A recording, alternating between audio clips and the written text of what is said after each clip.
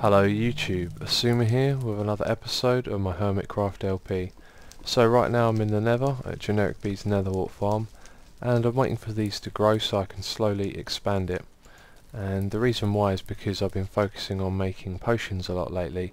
I've got 4 potion stands and I made a ton of speed potions, and now I'm working on getting some fire resistance ones together.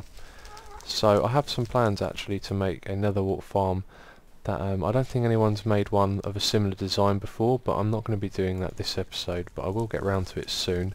I need a few more resources, mainly slime balls. So what I want to do in this episode is continue work on the community farms, and because I've had time off work I've been able to go on the Geomine server a lot more, and those guys on there have a really cool melon farm, and they've got quite a few of them around the place. So based on what I saw of that, I'm going to try and recreate it, or maybe put my own spin on it. And yeah, I'm going to make that a melon and pumpkin farm as well and put that in the spawn village. And yeah, let's head over there now. So this location over here looks like a good place to put the melon and pumpkin farm. It's just on the corner, and this isn't really big enough for anyone to build a home, so I figured that would make it a good place. But I need to get all of my resources together so I can start testing out different designs and then show you which one works. So I also have some server news. The server crashed again and we almost lost the map, but luckily enough Hypno was smart enough to make a backup, and I think, well, I can't confirm anything, but I think we're going to be moving host, because this is the second time it's crashed in, hardly any time. We've only had this up for a couple of weeks, and the company that hosts the server said they would make backups and they didn't. So yeah, it looks like we're going to be moving on, but Hypno made a backup, which was very smart of him. And the one he had was actually after it crashed, and there was a bunch of corrupted chunks that we had to replace, and it looks like everyone is okay. It was just this spider farm we were working on that's got replaced, so it's not too much of a loss. But by the sounds of it, what happened was a load of squids spawned in these corrupted chunks, and then when they died they filled up with ink sacs, and that caused a load of lag and a load of problems. So yeah, strange story. I'm sure if you check out Hypno's, he'll talk about it a bit more in an episode if he puts one out. So I'm going to get my resources together and start work on that farm.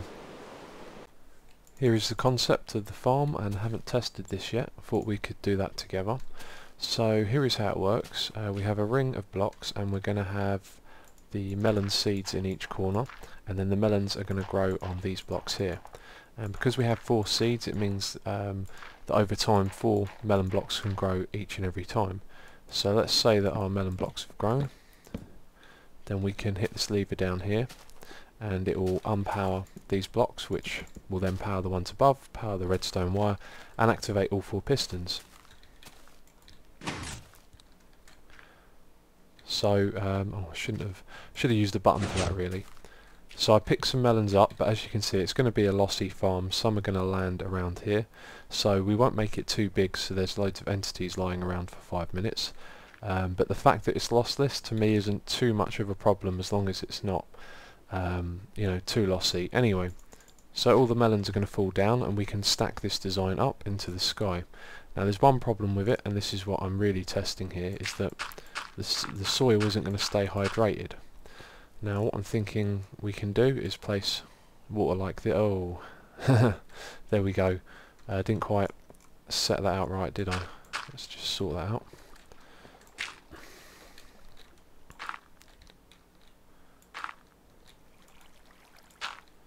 And I think I need to remove this to fix it. Okay, so the water's going to flow all the way down the middle, and now for each layer we can have 1 water source block all the way at the top, and when it flows down it appears to hydrate the soil, because you can see some of it's turned dark. So obviously I'll double check that, but I'm fairly sure when it turns dark it means it's hydrated. So we can have 1 water source block flowing all the way down through the whole farm, and yeah, that's the concept for it. Now the location, I don't think I'm actually going to build it here, because as you can see it just sort of fits into the space, but I think I'd like to add some more blocks around the outside of this to make it look decent, but I still want to keep the sort of exposed look going on as well. So I'm thinking what I'll do is I'll make 2 of them over here, perhaps one on this side, one just over here, We'll have a pumpkin and melon tower. I'm not sure how tall I'm going to build them yet, but the cool thing is, depending on how much is needed, you can just expand the design over and over again because it's layered. So this is in a sense a stackable melon farm. And yeah, what I'll do next is I'll make this over there in the location, and I'll start to try and get it looking a little better. So to build this melon farm I'm going to need a lot of resources, and I'm running low on wood, so I was heading over to Biffers because there's this second portal that he has to an area full of trees, and I went into his portal by mistake, and he's done a lot of work on his base, and I just wanted to share this with you quickly. Yeah, check this out. So Biffers is hollowing out a huge area in the middle of an ocean and building a bowl as a base, a giant bowl, and yeah, I've done a little bit of this on my treehouse and it took me a hell of a long time, so yeah, he's done an awful lot of work here. I thought I'd share that with you. I also had a look in his chests. He's been getting tons of resources together. That's something I need to do, really, but I've been focusing on the farms at the moment. Yeah, loads of food.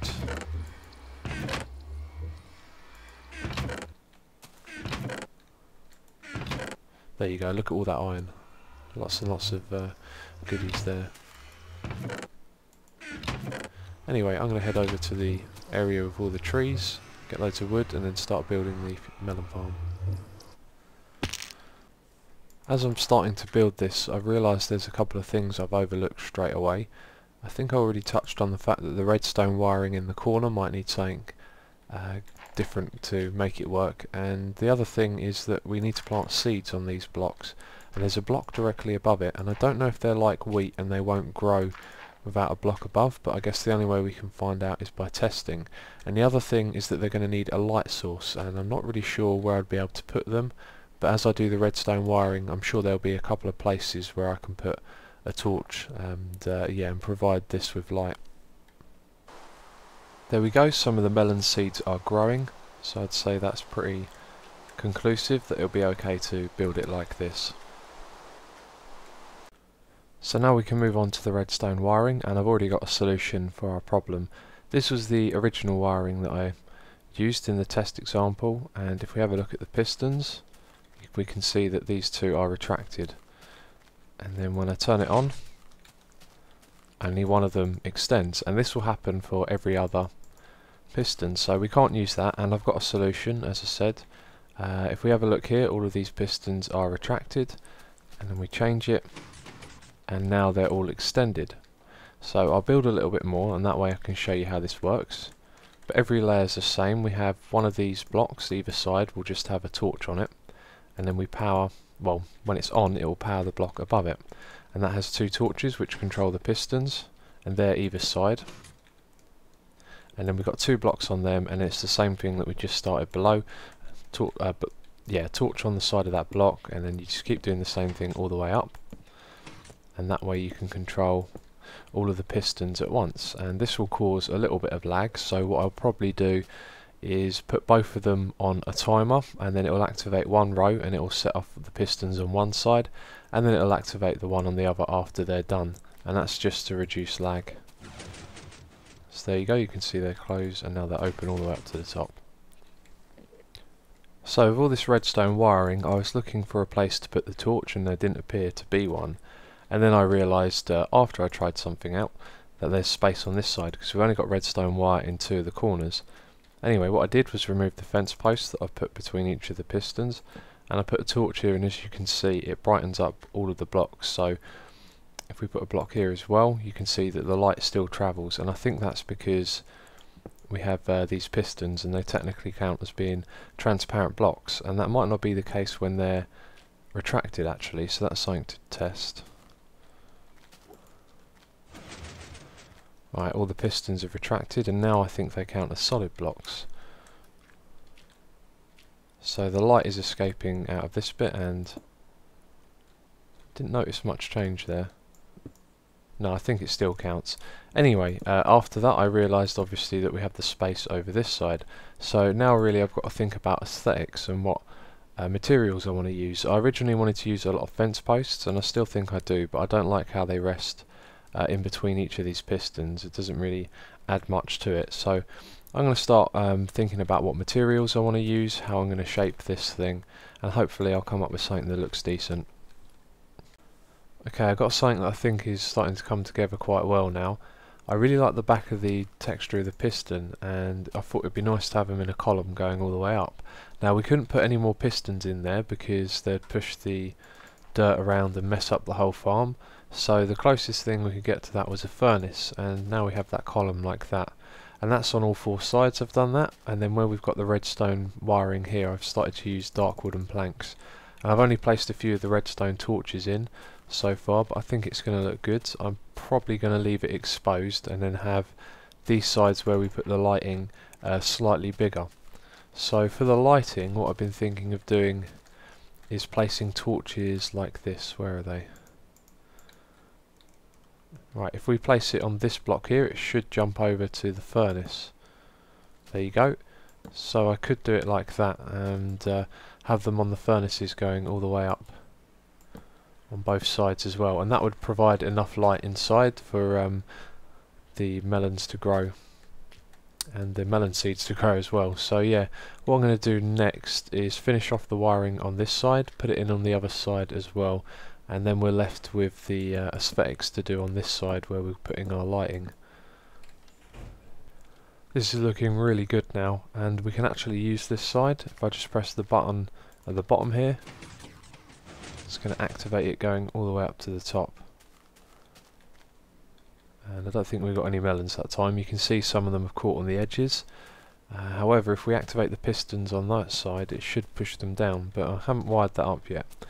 Anyway, what I've been thinking about is what we have on this side. I wanted to make the shape different, but I've actually changed my mind. I think what I'm going to do now is put in the exact same thing with the dark wood blocks, and where we got redstone torches on the inside of these blocks, I'm just going to replace those with normal torches, and then that way it will look the same from all the way around. In fact, I might use a different colour wood on this side and then have two of the corners be dark wood and the other two probably normal wood. The tower is now partly complete, and I decided to go for a lighter wood on this side instead. I liked the contrast a lot more in this case. So what I want to do now is build the second tower for the pumpkin, and I'm going to build it parallel to this one. And then once that's done, we're going to build a little roof thing on top of both of them. I'm not sure what I want to do, but I feel like it needs something extra at the top. And then we'll be wiring up the redstone underneath and sorting out the area around it so we have a nice little collection area.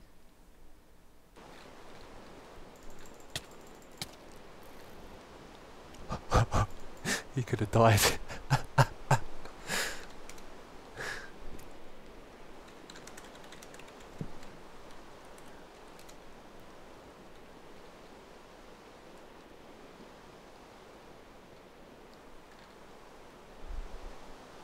Two and a half. There's a creeper up the top there again, and that is the third time that's happened. And there's nothing but glass and half slabs up there, so I have no idea how it spawns up there.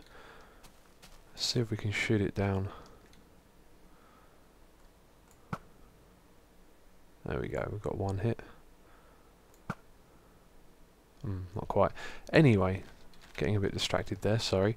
Yes, the second tower is complete, and it was a lot easier to do when you know how to build it. You know, you can get yourself prepared, get all the right materials in your inventory, and then build it in one go, so it didn't take us long.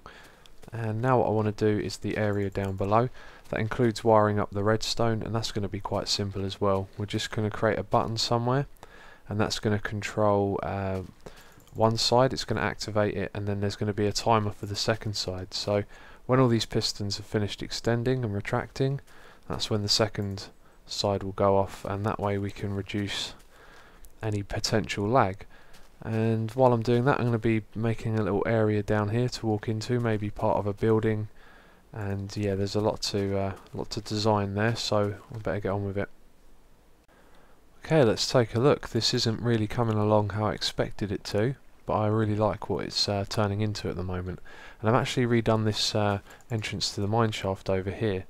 I kind of figured that I would make the area around the bottom bigger than this, so I started building some of these stone bricks, and then I don't know, one thing led to another. I've sort of redesigned the whole of this, and I've put a trim of stone bricks going all the way around. And that's something I forgot to do actually. I wanted to put something on this grass, but I couldn't think of much, so I thought I'd put down some bone meal and make it look a bit more natural like that. Anyway, yeah, this area here, I was thinking of having a little building underneath, but I don't know. I feel like this is really good. We've got the glass tube to hold up the water in, even because I noticed some of the drops falling down were landing on the edges here. So now everything will come down into the water stream, and because they're evenly spaced apart, they're going to meet up right here. Now, what I want to do next is the redstone, and originally I wanted to hide it underground, but then I thought I kind of like how it's exposed anyway. That's how it is throughout the rest of the tower, so I'm going to put a button here on the side and then a bunch of repeaters going around the corner to this one over here, and I think it would be quite nice to have the redstone on display. So I'm going to repeat what we have on this side over here, and then if we walk straight across the stream, I thought we could lead ourselves into a little area here with storage. So I'll probably do something really quick and simple there, just a bunch of double chests so that you can store your melons and pumpkins in. I was also expecting this to be more of a building at the bottom rather than an open area like it is, so I may try and add something else. I was thinking about using fence posts again and maybe having a bit of a border around here, or possibly put a roof that meets up with this part, but I think whatever I try won't look too good because this is quite a unique looking build at the moment, and I think keeping it open at the bottom will add to that. So I'd say this thing is pretty much finished. And as I look up, I remember I forgot to do the roofs. But anyway, down the bottom here is complete. I've filled in these areas with dirt and let it grow to grass, covered it in with some bone meal, so yeah, it looks nice around here. And what I've done is put in some jack-o'-lanterns here so we can have some light in this area because it was lacking a little bit. And I put in 6 redstone repeaters around the side, all on full delay. And that was just because they fit in there, and when I tested it, it happened to be, as the last one on this retracted again, this started. So let's have a look at that. And then the second one starts, and there you go, that is a lot of melons. And we'll do the same with the pumpkins. And I'm not surprised there wasn't so many. I've been using them in this little storage area. So when I started to think about the storage area, I noticed the path here dipping down a little bit, and I thought, why not have the storage area slightly lower into the ground? So we go over here, and yeah, we've got all the chests lined up. It's a little bit claustrophobic, but it's only a small area. And what I've done is I've put the jack-o'-lanterns underneath for lighting. We've got netherrack behind the chests to add a little bit of red in here, and then we've got these smooth slabs everywhere. So yeah, this is the roof, and I put in a little bit of glass as well just to make it a bit more interesting. And yeah, that's that area. That's this thing done now. Just got to finish off the roof, and I'm not sure really what I'm going to do up there, but I'll make a dirt pillar up to the top and see what I can come up with. So this is what I've come up with so far, and if we take a look from over here, it's really simple. There's nothing much to putting a roof on this, and one thing I did think when I was up here is that at some point I might want to expand this and make it taller. So having something quick and simple like this will probably do the job for now. So I'm going to build it on the other side and then pop down the bottom, see what it looks like from there, and then I think we'll be done. So this is it, pretty much finished, and from here you can hardly tell that I've put a roof on there at all. So we should go look at it from somewhere else. Maybe we can get a good vantage point. Actually, I think maybe up here. Yeah, we should get a good view from Corellis's house. Yeah, you can see more of the roof from up here, and it doesn't really look that great, but there you go, that's that project finished. So very early on in the episode I mentioned about all the problems we've had with the server recently, and while I've been playing today on the Hermitcraft server, Hypno's released an episode with a lot of detail about what actually happened, and he's got a load of footage of them being on the server when it was corrupted, and it was very interesting to watch. He also shows you how to fix things with MC Edit as well. So I'm going to put an annotation on the on the video right now, so you can click on that and go check it out if you're interested, and also a link in the description box. And I'm about to show you a picture that Biffa sent me as well.